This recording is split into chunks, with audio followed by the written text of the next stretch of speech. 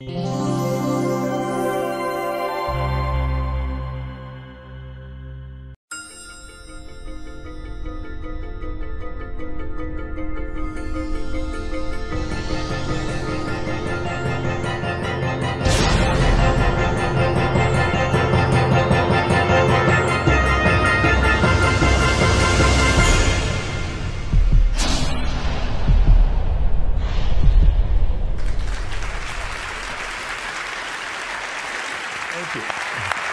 have to tell you, I'm both challenged and excited. My excitement is I get a chance to give something back. My challenge is the shortest seminar I usually do is 50 hours. And I'm not exaggerating. I do weekends, and what I do more than that, obviously, coach people, but I'm into immersion. Because how'd you learn language? You didn't learn it by just learning principles. You got in it, and you did it so often that it became real. And the bottom line of why I'm here, besides being crazy mofo, is that I'm really in a position, I'm not here to motivate you, obviously. You don't need that. And a lot of times, that's what people think I do, and it's the furthest thing from it. What happens, though, is people say to me, well, I don't need any motivation. And I say, well, that's interesting. That's not what I do. I'm the why guy. I don't know why you do what you do. What is your motive for action? What is it that drives you in your life today, not 10 years ago, or are you running the same pattern? Because I believe that the invisible force of internal drive activated is the most important thing in the world. I'm here because I believe emotion is the force of life. All of us here have great minds. You know, most of us here have great minds, right? I don't know if I'm in the category, but we all know how to think. And with our minds, we can rationalize anything. We can make anything happen. We can, I agree with what was described a few days ago about this idea that people work in their self-interest. But we all know that that's bullshit at times. You don't work in your self-interest all the time. Because when emotion comes into it, the wiring changes in the way it functions. And so it's wonderful for us to think intellectually about how the life of the world is, and especially those who are very smart. We can play this game in our head, but I really want to know what's driving you. And what I'd like to maybe invite you to do by the end of this talk is explore where you are today for two reasons. One, so that you can contribute more. And two, so that hopefully we can not just understand other people more, but maybe appreciate them more and create the kinds of connections that can stop some of the challenges that we face in our society today. They're only going to get magnified by the very technology that's connecting us, because it's making us intersect. And that intersection doesn't always create the view of everybody now understands everybody and everybody appreciates everybody. So I've had an obsession basically for 30 years. And that obsession has been what makes the difference in the quality of people's lives? What makes a difference in their performance? Because that's what I got hired to do. I got to produce the result now. That's what I've done for 30 years. I get the phone call when the athlete is burning down on national television and they were ahead by 5 strokes and now they can't get back on the course. And I got to do something right now to get the result or nothing matters. I get the phone call when the child is going to commit suicide, and I got to do something right now.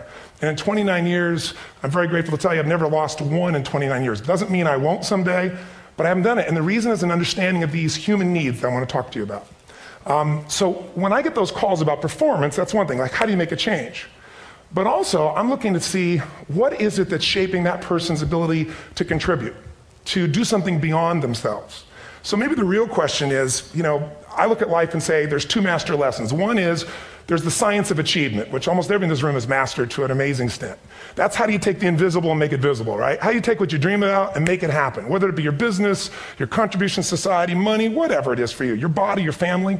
But the other lesson of life that is rarely mastered is the art of fulfillment. Because science is easy, right? We know the rules, you write the code, you follow those, and you get the result. Once you know the game, you just, you up the ante, don't you? But when it comes to fulfillment, that's an art. And the reason is it's about appreciation and it's about contribution. You can only feel so much by yourself. So I've had an interesting laboratory to try to answer the question of the real question, which is what's the difference in somebody's life if you look at somebody like those people that you've given everything to, like all the resources they say they need. You gave them not a $100 computer, you gave them the best computer. You gave them love, you gave them joy, you were there to comfort them. And those people very often, and you know some of them I'm sure, end up the rest of their life with all this love, education, money, and background, spending their life going in and out of rehab. And then you meet people that have been through ultimate pain, psychologically, sexually, spiritually, emotionally abused, and not always, but often they become some of the people that contribute the most to society. So the question we got to ask ourselves really is, what is it? What is it that shapes us? And we live in a therapy culture. Most of us don't do that, but the culture is a therapy culture. And what I mean by that is the mindset that we are our past. And everybody in this room, you wouldn't be in this room if you bought that theory, but most of society thinks biography is destiny. The past equals the future. And of course it does if you live there. But what people in this room know, and what we have to remind ourselves though, because you can know something intellectually, you can know what to do and then not use it, not apply it. So really what we got to remind ourselves is decision is the ultimate power. That's what it really is. Now when you ask people, you know, have you failed to achieve something? How many have ever failed to achieve something significant in your life? Say aye. Thanks for the interaction on a high level there. But if you ask people, why didn't you achieve something? Somebody who's working for you, you know, or a partner, or even yourself, and you failed to achieve a goal, what's the reason people say they failed to achieve? What do they tell you?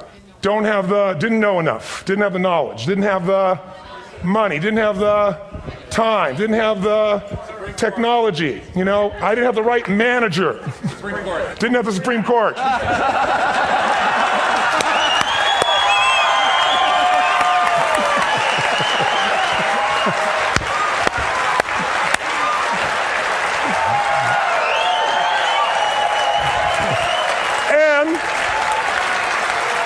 And what do all those, including the Supreme Court, have in common? They are a claim to you missing resources. And they may be accurate. You may not have the money. You may not have the Supreme Court. But that is not the defining factor.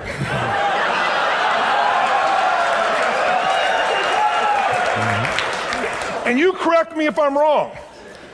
The defining factor is never resources, it's resourcefulness. And what I mean specifically, rather than just some phrase, is if you have emotion, human emotion, something that I experienced from you day before yesterday at a level that is as profound as I've ever experienced, and if you'd communicated with that emotion, I believe you would have beat his ass and won.